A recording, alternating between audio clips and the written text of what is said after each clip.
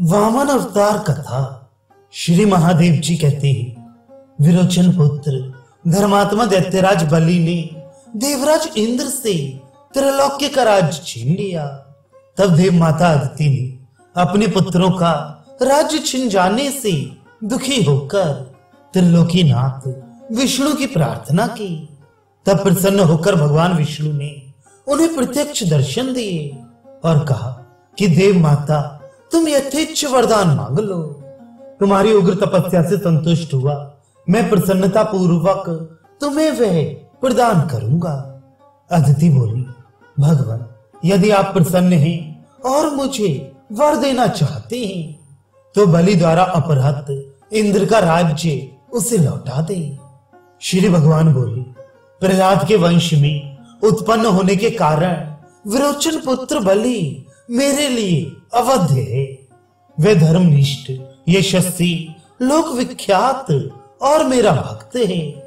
इसलिए देवी अदिति महर्षि कश्यप से आपके गर्भ से वामन रूप में अवतरित होकर मैं छलपूर्वक भिक्षा में त्रिलोकी का राज्य लेकर तुम्हारे पुत्र इंद्र को पुनः दे दूंगा। श्री महादेव जी कहते हैं, इस प्रकार उसे वरदान देकर सर्वलोकाधिपति पुरुषोत्तम भगवान विष्णु सहसा अंतर्धान हो गए। तत्पश्चात भगवान विष्णु ने दैत्यराज बलि का राज्य अपहरण करने की इच्छा से जन्म लेने के लिए देव माता अदिति के गर्भ में प्रवेश किया।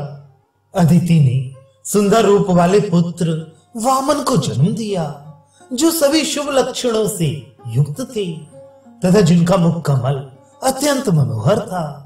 एक बार ब्राह्मण रूपी वे जनार्दन अन्य ब्राह्मणों के साथ धर्मपरायण महात्मा बलि के पास आए।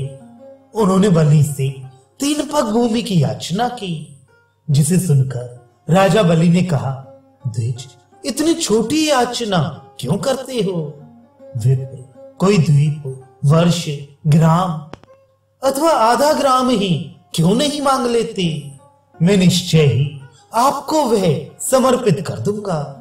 ब्राह्मण पुत्र, थोड़ा दान देने से दाता की कीर्ति नष्ट होती है, इसलिए इतना स्वल्प दान आपको देने का मन नहीं करता।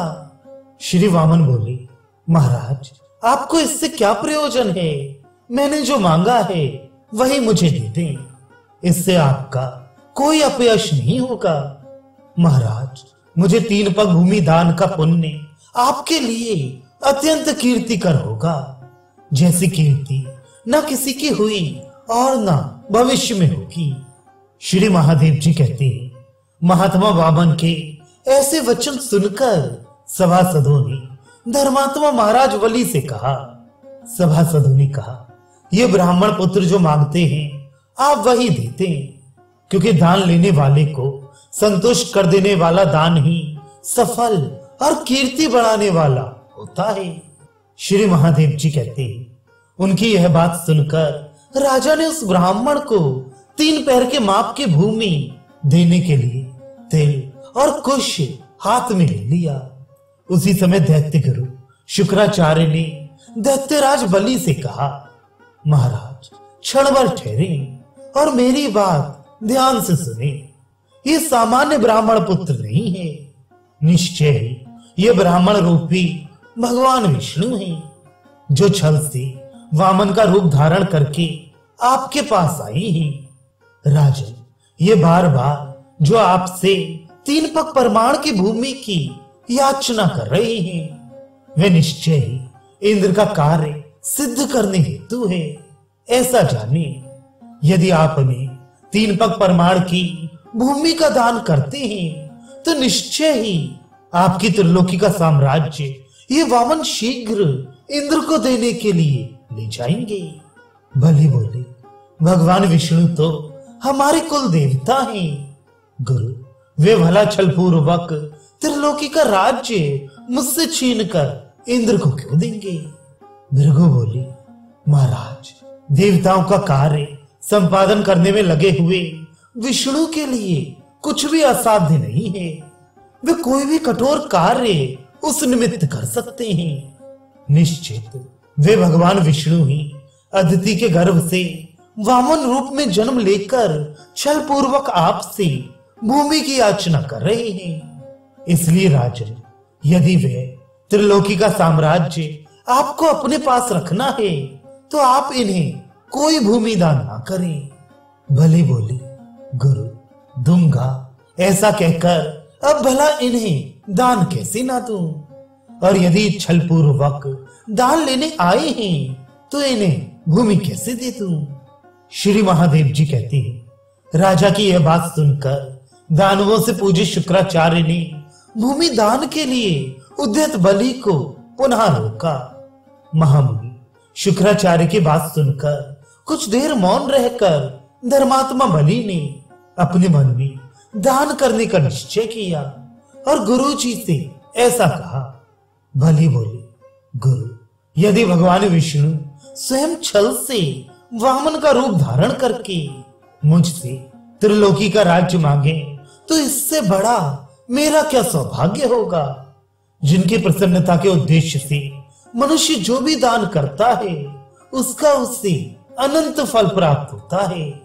ब्राह्मण रूप में पधारे उन्हीं वामन रूप विष्णु को यदि मैं त्रिलोकी का दान करूं तो यह मेरा परम सौभाग्य होगा। गुरु, जो मूढ़मती हैं वे ही भगवान विष्णु की प्रीति के लिए कर्म नहीं करते। जो उनकी प्रीति हेतु कर्म करते हैं उनकी कभी अधोगति नहीं होती। इसलिए ब्राह्मण वेश में आए इन वामन रूपधारी विष्णु को 3 पग भूमि का दान उनकी प्रसन्नता हेतु मैं अवश्य दूंगा। गुरु जी से इस प्रकार कहकर महाराज बलि ने भगवान विष्णु की प्रीति को लक्ष्य करके उन परमात्मा को 3 पग भूमि का दान कर दिया। मुनि श्रेष्ठ, उन वामन रूपधारी त्रिविक्रम जगदीश्वर विष्णु ने सस्ती ऐसा कहकर विराट रूप धारण कर लिया। बस उनका एक पैर ब्रह्मांड का अतिक्रमण करता हुआ उसके ऊपर निकल गया। तब उस चरण कमल को प्रजापति ब्रह्मा ने अपने कमंडल में स्थित जल से प्रक्षालित किया। जल रूपणी सर्व पापनाशिनी गंगा भगवान विष्णु के चरण कमल को पाकर वही विद्यमान हो गई।